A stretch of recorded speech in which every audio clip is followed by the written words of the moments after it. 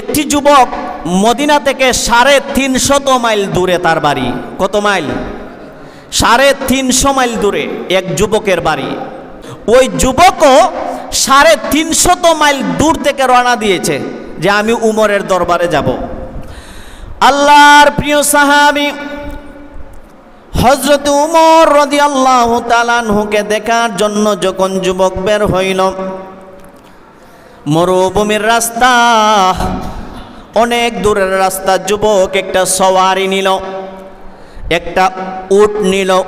উটের উপরে আরোহণ করে যুবকটা আল্লাহর নবীজির সাহাবী খলিফাতুল মুসলিমিন হযরত উমরের দরবারে রওনা হয়েছে।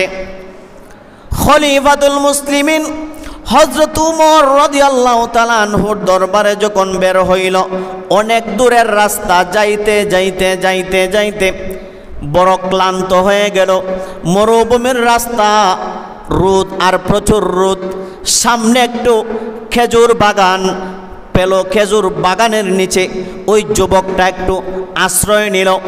একটা কূপ থেকে পানি উঠানোর পর ওই যুবক সেখানে পানি পান করল। সাথে যে খেজুর অথবা রুটি যা কিছুই ছিল, যুবকটা সেখানে খেজুর এবং রুটি খেল।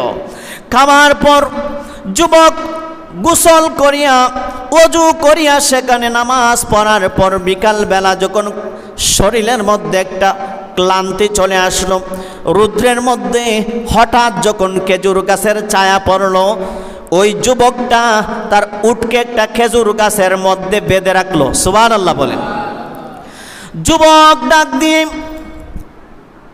যখন তার খেজুর গাছের মধ্যে ওই উটটাকে বেঁধে রাখার পরে যুবক ঘুমিয়ে পড়ল। অক্লান্ত পরিশ্রম আর রৌদ্রের কারণে যুবকের মাথার মধ্যে হঠাৎ শরীরের মধ্যে একটা অলসতা আসলো, ঘুম চলে আসলো। একটু পরিশ্রম করার পরে দেখবেন একটু আরাম শরীরে আসলেই ঘুম চলে আসে। তো ওই যুবকটাও যখন অনেক দূর হাইটে আসলো রৌদ্রের মধ্যে, যখন খেজুর গাছের নিচে ওযু করে নামাজ পড়ে রুটি খেয়ে একটু বিশ্রাম নিল, সাথে সাথে যুবকের ঘুম চলে আসলো। সুবহানাল্লাহ। আর এই যে উট বাইদা রাখছিল, উটেও আপনার সারাদিন না খাইতে খাইতে রশি চিরে খেজুর বাগানের পাশেই একটা ইহুদি আপনার খেজুর গাছ লাগাইছিল, ছোট ছোট খেজুর গাছ, ছোট ছোট খেজুর গাছ। ওই উটে গিয়ে খেজুর গাছ খাওয়া শুরু করছে। সুবহানাল্লাহ বলেন। যুবক যখন ঘুমিয়ে পড়ল, এই দিকে বাগানের মালিক বৃদ্ধ একটি লোক ছিল। বৃদ্ধ একটি লোক বিকালবেলা আসলো খেজুর বাগান দেখার জন্য। আসিয়া দেখলো এই উট তার খেজুর গাছ সব কিছু খেয়ে ফেলছে। এখন বৃদ্ধর তো মাথা গরম যে আমার খেজুর গাছ সব কিছু খেয়ে ফেলছে। বৃদ্ধ লোকে কি করলো, একটা পাথর হাতে নিয়ে মারলো ঢিল, আর এই উটের মাথায় পড়ে উট সাথে সাথে মারা গেছে। সুবহানাল্লাহ বলে। এই দিকে যুবক বিকালবেলা যখন যুবকের ঘুম ভাঙলো, যুবক তার উটকে খুঁজে পাইতেছে না। খুঁজে খুঁজে খুঁজে খুঁজে যাইতে যাইতে যাইতে যাইতে হঠাৎ গিয়া দেখলো খেজুর বাগানের পাশেই এই উটটা মৃত অবস্থায় পড়ে রয়েছে। আর বৃদ্ধ লোকটা খেজুর বাগান দেখাশোনা করতেছে। যুবকের মাথা গরম হয়ে গেছে। এই মরুভূমির মধ্যে আমি অনেক দূর এসে গিয়েছি, 350 মাইল দূর। আমার উটরে এই বৃদ্ধ মেরে ফেলছে। এখন আমি উমরের দরবারে যাব কি দিয়ে? অনেক দূরের রাস্তা।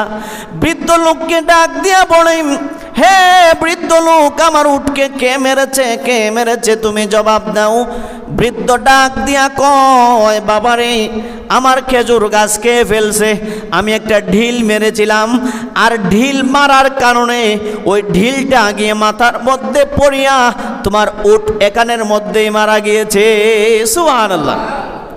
এখন যুবকে তো লুক ফাইলিছে, যুবকের উঠছে রাগ যে আমার উট মেরে ফেলছে, আমি মদিনায় যাব কিভাবে এত দূর?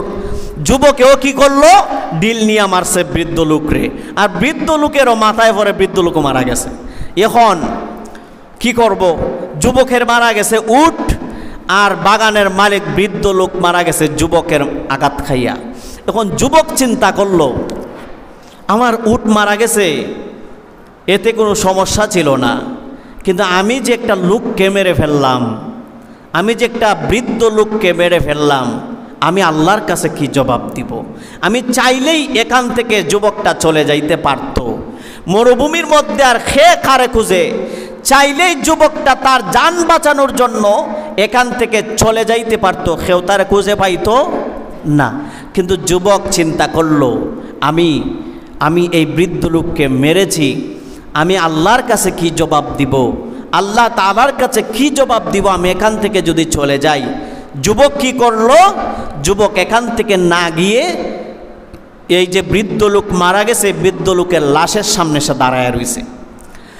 এইদিকে বৃদ্ধ লোকের সন্তানরা বিকালবেলা যখন বৃদ্ধ লোক বাসায় ফিরে নাই, যুবকরা তার বৃদ্ধ লোকের দুইটা সন্তান তার বাবারে খুঁজতে খুঁজতে খুঁজতে খুঁজতে খেজুর বাগানে আসিয়া দেখলো বৃদ্ধ লোকের লাশ পড়ে রয়েছে, উটের লাশ এখানে, বৃদ্ধ লোকের লাশ এখানে, যুবক দাঁড়িয়ে আছে। যুবক ডাক দিয়া কয়, তোমরা কে? বলে, আমি এই বৃদ্ধ লোকের বাবা। আমার বাবাকে কে মেরেছে আমাদেরকে বলো। মদিনায় যাওয়ার জন্য যে যুবকটা রওনা হয়েছিল, এই যুবক ডাক দিয়া কয়, হে যুবকেরা রে, আমি তোমাদের বাবাকে মেরেছি। সম্পূর্ণ ঘটনা খুলে বলল। যুবকরা ডাক দিয়া কয়, হে মুসাফির যুবক, আমার বাবাকে তুমি হত্যা করেছো, তোমার বিচার এখানে হবে না, উমরের দরবারে মদিনাতুল মুনাওয়ারায় মসজিদে নববীর মধ্যে আমার বাবার হত্যাকারীর বিচার হবে। সুবহানাল্লাহ বলেন। এখন যুবক রাজি যে আমি তো যাইতেছিলাম উমরের দরবারে, চলো আমি বিচার, উমর যেই বিচার করে সেই বিচার মানতে আমি প্রস্তুত। এই যুবক দুইজন আর মুসাফির যুবক হযরত উমরের দরবারে গেল। উমরের দরবারে যাবার পর আল্লাহর পয়গম্বর হযরতে উমর আল্লাহর রাসূল সাল্লাল্লাহু আলাইহি সাল্লামের সাহাবী হযরত উমর রাদিয়াল্লাহু তাআলা আনহু সম্পূর্ণ ঘটনা শুনলেন। শোনার পরে শেষ পর্যন্ত হযরত উমর রায় দিলেন, তুমি যেহেতু বৃদ্ধ লোককে নিজে মেরেছো, নিজে স্বীকার করেছো, তোমাকে অবশ্যই ফাঁসির কাস্টে ঝুলাইতে হবে। সুবহানাল্লাহ বলেন। হযরত উমর বিচার করলেন, যুবক, তুমি যেহেতু তাদের বাবারে মারছো, তোমার উপর কোরআনের আইন, তোমাকে ফাঁসির কাস্টে ঝুলাইয়া হত্যার বদলে হত্যা নিতে হবে। যুবক মেনে নিল। মেনে নেবার পর হযরত উমর রাদিয়াল্লাহু তাআলা আনহু যুবককে বললেন, যুবক, তুমি তো আমার দরবারে 350 মাইল দূর থেকে রওনা দিয়েছো আমার দরবারে আসার জন্য। এখন তোমার প্রতি তো আমার একটা ইনসাফ আছে। তোমাকে ফাঁসির কাস্টে ঝুলানোর আগে তোমার কোনো ওসিয়ত আছে কিনা? যদি কোনো ওসিয়ত থাকে আমাকে বলো, আমি তোমার ওসিয়ত পূরণ করব। সুবহানাল্লাহ বলেন। যুবক ডাক দিয়া কয়, খলিফাতুল মুসলিমিন উমর, আমার কোনো ওসিয়ত নাই, কিন্তু আমাকে কয়েকদিনের ছুটি দিতে হবে। আমার বাড়িতে এক মুদির দোকান থেকে আমি কিছু পেঁয়াজ রসুন আমার পরিবারের জন্য কিছু খরচ কিনেছিলাম। এই খরচগুলা দোকানের মধ্যে বাকি রয়ে গিয়েছে। আমাকে কয়েকদিনের সময় দাও, আমি বাড়িতে গিয়া এই দোকানদারের পাওনা দিয়ে আসবো। আমার বাঘের কিছু ছাগল, বেড়া, দুম্বা, বকরি আছে, এইগুলা বিক্রি করিয়া কিছু টাকা আমি দোকানদারের পাওনা দিয়া আমি চলে আসবো আবার তোমার দরবারে। হযরত উমর রাদিয়াল্লাহু তাআলা আনহু বলেন, তাহলে আগামী মাসের প্রথম শুক্রবারে জুমার নামাজের পরে তোমাকে ফাঁসির কাস্টে ঝোলানো হবে। সুবহানাল্লাহ বলেন। হযরত উমর রাদিয়াল্লাহু তাআলা আনহু তারা ছুটি দিয়ে দিলেন। তবে উমর বললেন, হে যুবক, মুসাফির যুবক, তোমাকে ছুটি দেওয়ার আগে তুমি অবশ্যই একজন জামিনদার বানায়া যাইতে হবে। সুবহানাল্লাহ বলেন। হযরত উমর রাদিয়াল্লাহু তাআলা আনহু বললেন, হে যুবক, তুমি চলে যাও, তোমাকে কয়েকদিনের বিদায় দিলাম, ছুটি দিলাম, কিন্তু যতদিন পর্যন্ত তুমি মদিনা থেকে চলে যাবে, তোমার পক্ষ থেকে একজন জামিনদার থাকতে হবে। কারণ তুমি মদিনা থেকে বাড়িতে গিয়া যদি তুমি আবার ফিরে না আসো, তাহলে এটার শাস্তি কাকে ভোগ করতে হবে? অবশ্যই তোমার পক্ষ থেকে একজন জামিনদার বানায় যাইতে হবে। সুবহানাল্লাহ। এখন উমরের দরবারে অনেক সাহাবায়ে কেরাম, সব সাহাবী দাঁড়ায় রইছে, যুবকও দাঁড়ায় রইছে। এখন যুবক, যেই যুবকের বাড়ি 350 মাইল দূরে মদিনায়, সেখানে কি তার কোনো পরিচিত লোক থাকার কথা, আত্মীয় থাকার কথা? এখন তার বাবা, ভাই, বোন যদি কেউ থাকতো, তাহলে কেউ না কেউ জামিনদার হইতো। আর এটা হত্যা সংক্রান্ত বিষয়। যদি যুবক ফিরে না আসে, তাহলে যে জামিনদার হবে তারে ফাঁসির কাস্টে ঝুলাতে হবে। সুবহানাল্লাহ বলেন। এখন এত বড় রিস্ক, এত বড় মামলা কে সংগ্রহ করবে, কে নিবে, কে জামিনদার হবে? যুবক চোখের পানি ছেড়ে ফেল করে প্রতিটা সাহাবায়ে কেরামদের চোখ দিয়া তাকায়। কোনো সাহাবী চেহারা উঠাইয়া যুবকের চেহারার দিকে তাকায় না। যুবক চোখের পানি জড়ে আর উমরকে ডাক দিয়া কয়, খলিফাতুল মুসলিমিন উমর, এখানের মধ্যে তো আমার কেউ আত্মীয় নাই, ভাই নাই, বোন নাই যে আমার জামিনদার হবে। যদি আমার কেউ আত্মীয় থাকতো, তাহলে তো আমি তাকে জামিনদার বানায় যাইতে পারতাম। কিন্তু আজকে এমন একটা জায়গার মধ্যে এসে দাঁড়িয়েছি, খলিফাতুল মুসলিমিন, কাকে আমি বানাইব আমার জামিনদার? কে হবে আমার জামিনদার? তাহলে কি আমার বাড়ির পাওনাটা দিতে পারবো না? আমার দোকানদারে যে পাওনা, সেইটাকেই আমি দিতে পারবো না। খলিফাতুল মুসলিমিন উমর বললেন, যুবক, কেউ যদি তোমার জামিনদার না হয়, তোমাকে বিদায় দেওয়া হবে না, আজকের মধ্যেই তোমাকে ফাঁসির কাস্টে ঝুলাবো। সুবহানাল্লাহ। এখন যুবকের কান্না তো আরো বেড়ে গেল, আরো বেড়ে গেছে যুবকের কান্না, যে আমার জামিনদার কে হবে? কেউ নাই। তাহলে আমার বাড়িতে দোকানদারের পাওনা রয়েছে, এর পাওনা কে দিবে? সেটা নিয়ে যুবক অনেক চিন্তিত হয়ে গেছে। হঠাৎ সাহাবায়ে কেরামদের মজলিসের মধ্যে একজন বৃদ্ধ সাহাবীর নাম হলো হযরতে আবু যর গিফারি। সাহাবীর নাম কি? হযরতে আবু যর গিফারি। এই সাহাবী অনেক বয়োজ্যেষ্ঠ সাহাবী, হযরতে আবু যর গিফারি রাদিয়াল্লাহু তাআলা আনহু হাত তুললেন। সুবহানাল্লাহ বলেন। বাপের চিনা নাই, দাদার চিনা নাই, কোনো আত্মীয়তা সম্পর্ক নাই, এই আবু যর গিফারি হাত তুলছে। তুলিয়া কয়, খলিফাতুল মুসলিমিন, আমি এই যুবকের জামিনদার হব। সুবহানাল্লাহ। ওই আবু যর গিফারি রাদিয়াল্লাহু তাআলা আনহু জামিনদার হলেন। এখন উমর রাদিয়াল্লাহু তাআলা আনহু বললেন, হে আবু যর গিফারি, বৃদ্ধ বয়সে বুঝি তোমারও প্রাণনাশের ভয় নাই? যে এই যুবক 350 মাইল দূরে যাবে, এই যুবকের উপর ফাঁসির রায় হয়েছে, এই যুবক যে আবার 15 দিন পরে যে আবার ফিরে আসবে, তার কোনো গ্যারান্টি আছে? আবু যর গিফারি বলে, খলিফাতুল মুসলিমিন উমর রাদিয়াল্লাহু তাআলা আনহু, আপনি তো তার চোখ দিয়া, বিচারের চোখ দিয়া দেখেছেন, কিন্তু আমি তার চোখ দিয়া, নবীজির প্রেমের চোখ দিয়া দেখেছি গো খলিফাতুল মুসলিমিন। আমি চিন্তা করেছি, যেই যুবক এই মরুভূমির মধ্যে তাদের বাবাকে হত্যা করেছে, হত্যা করেই যুবক সেখান থেকে পালিয়ে যাইতে পারত, কিন্তু আল্লাহর কাছে কি জবাব দিবে সেইটার ভয়ে যেই যুবক সেখান থেকে পালাতে পারে নাই, আমার বিশ্বাস খলিফাতুল মুসলিমিন ওই যুবক 15 দিন পরে ও মদিনায় ফিরে আসবে। খলিফাতুল মুসলিমিন বললেন, তাহলে যদি এই যুবক ফিরে না আসে, তোমাকে ফাঁসির কাস্টে ঝুলানো হবে, তুমি কি রাজি? হযরতে আবু যর গিফারি বললেন, খলিফাতুল মুসলিমিন, যদি যুবক না আসে, তাহলে আমি ফাঁসির কাস্টে ঝুলে তার জামিনদারের বদলা আমি দেব। সুবহানাল্লাহ বলেন। যুবককে দিয়ে দিলেন, বললেন, আগামী মাসের প্রথম শুক্রবারে তোমাকে ফাঁসি দেওয়া হবে, জুমার নামাজের পরে মসজিদে নববীর সামনে। সুবহানাল্লাহ। যুবক চলে গেল। যুবক বাড়িতে যাবার পর তার ভেড়া, দুম্বা, বকরি সব কিছু বিক্রি করে দিয়া তার যতগুলা দেনা পাওনা ছিল সব কিছু ফেরত দিয়ে দিয়েছে এবং ছোট্ট ভাইয়ের সম্পত্তি সে বুঝিয়ে দিয়েছে। ওই যুবকের হাদিসের মধ্যে পাওয়া যায় ছোট ছোট দুইটা বাচ্চা ছিল।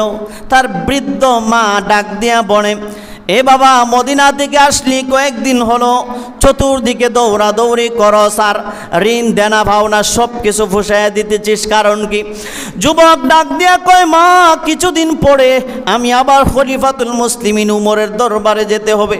আমি কথা দিয়ে এসেছি 15 দিনের ভিতরে আগামী মাসের প্রথম শুক্রবারে মদিনায় গিয়া আমি মসজিদের নববীতে জুমার নামাজ পড়তে হবে। যুবকের কথা শুনে মা বলে, খলিফাতুল মুসলিমিনের দরবারে যাবে, আমার কোনো ভয় নাই। আমার ছেলে যদি খলিফাতুল মুসলিমিনের দরবারে বাকি জীবন কাটায় দেয়, আমার কোনো বাধা নাই। দুইটা মাসুম বাচ্চা পিছনের দিকে দৌড়ায়। মাস শেষ হয়ে গেল, ছুটি শেষ হয়ে গেল। এইদিকে শুক্রবার দিন সকালবেলা যুবক তার উটের উপরে, তার ঘোড়ার উপরে উঠিয়া, হাদিসের মধ্যে এসে যে ঘোড়ার উপরে উঠিয়া যখন যুবক রওনা দিবে, ছোট ছোট মাসুম বাচ্চাগুলারে চুমা দিতেছে আর চৌকের পানি ছাড়তেছে, আর মাসুম বাচ্চাগুলাকে বুকের মধ্যে জড়ায় কান্না করতেছে, বলতেছে, আমার সন্তান, আর মনে হয় কোনো দিন দেখা হবে না সন্তান, আজকে আমার জীবনের শেষ দেখা ছোট মাসুম বাচ্চাগুলা বাবা বাবা কইয়া পিছনের দিকে দৌড়ায়। মাকে শেষ পর্যন্ত ডাক দিয়া কয়, বাবা, তুই উমরের দরবারে যাবি, তুই কান্না করার কারণ কি? কেন তুই কান্না করিস? মার পায়ের মধ্যে ধরে যুবক সম্পূর্ণ ঘটনা ডাক দিয়া বলে, মা, উমরের দরবারে আমার উপর বিচার কার্যকর হয়েছে, আজকে শুক্রবারে আমাকে ফাঁসির কাস্টে ঝুলাইতে হবে। ও মা, তোমার কাছ থেকে আমি বিদায় নিয়ে চলে যাই, আমাকে একটু বিদায় দেন। সন্তানগুলা মা বাবার পিছনে কান্নাকাটি করে কি করে না? যেমন ধরেন আমিও যখন বাড়ি থেকে আসি, আমার বাচ্চাটা পিছনের দিকে দৌড়ায় আর কান্দে, আমার সাথে হয়তো গতকালকে খুব কান্নাকাটি করছে। ঠিক তেমনিভাবে এই যুবকের সন্তানরা বাবার পিছনে দৌড়াচ্ছে আর কান্নাকাটি করছে। মা মাটিতে পড়ে লুটে পড়ে গেছে, ডাক দিয়া বলে, বাবা, তোর উপর যদি উমরের দরবারে যদি ফাঁসির আইন কার্যকর হয়, আমি তোকে ছেড়ে দিলাম, জাল্লার হাওলা করে দিলাম, হাসরের ময়দানে জান্নাতে দেখা হবে। সুবহানাল্লাহ বলে। যুবক ঘোড়ার উপরে উঠে ঘোড়াকে মদিনার দিকে দৌড়ানি শুরু করছে, আর বাচ্চাগুলা মাটিতে লুটে পড়ে বাবা বাবা বইলে কান্নাকাটি শুরু করছে। এইদিকে জুমার নামাজ মদিনাতুল মুনাওয়ারায় মসজিদে নববীর মধ্যে জুমার নামাজ শেষ হয়ে গেছে। এখন যুবক আসার কথা ছিল জুমার নামাজের আগে, এখন যুবক জুমার নামাজ শেষ হয়ে গেছে, কিন্তু যুবক আর মদিনায় গিয়ে পৌঁছে নাই। এখন আল্লাহর নবী চিঠি লিখলেন হজরতে আবু যর গিফারিকে। আবু যর গিফারিকে বললেন, আবু যর গিফারি, যুবক তো আসে নাই, তুমি প্রস্তুত হও, জল্লাদ তোমাকে নিয়ে আসবে, তুমি প্রস্তুত হও, কিছুক্ষণের মধ্যেই তোমাকে কতল করা হবে। আল্লাহর নবীর সাহাবী হযরত উমর রাদিয়াল্লাহু তাআলা আনহু মসজিদে নববীর বারান্দায় বসে চৌকির পানি ছাড়তেছে, আর সাহাবীরা বলে, হে আমিরুল মুমিনিন, খলিফাতুল মুসলিমিন, আপনি এত শক্ত মনের মানুষ, আপনার চোখ দিয়া পানি ঝরতেছে, কারণ কি? হযরত উমর রাদিয়াল্লাহু তাআলা আনহু বলেন, একজন হত্যাকারীর জন্য আমার সবচাইতে একবারে কাছের সাহাবী, সবচাইতে নবীজির প্রিয় সাহাবী ছিল, যার সাথে আমার নবী বেশি দিন সময় কাটিয়েছেন, যেই সাহাবী আমার নবীর দরবারে বসা ছিল, আজকে নিরপরাধ একজন সাহাবীকে আমি ফাঁসির কাস্টে ঝুলিয়ে আমি ফাঁসি দিব তার জামিনদার হওয়ার জন্য। ও সাহাবায়ে কেরাম, এই জন্য আমার ভিতরে বড় কষ্ট লাগতেছে।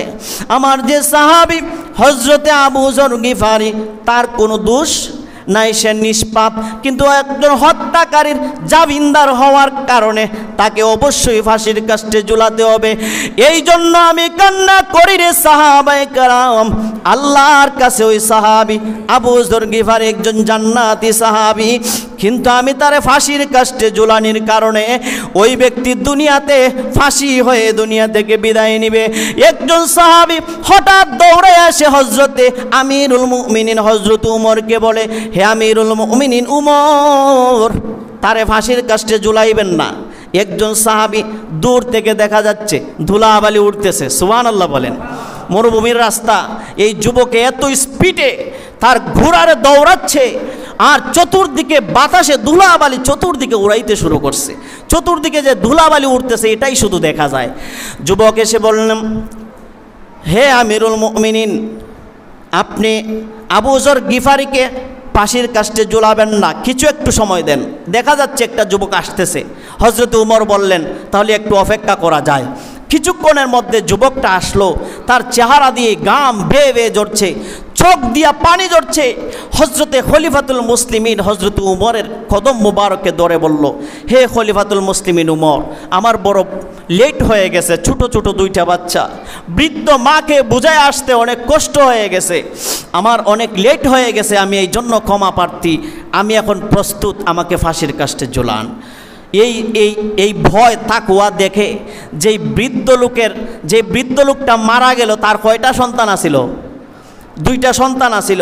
ওই সন্তানগুলা হজরতে উমরের দরবারে দাঁড়ায় গেল, হে আমিরুল মুমিনিন উমর, আমরা এই যুবককে মাফ করে দিলাম। সুবহানাল্লাহ বলেন।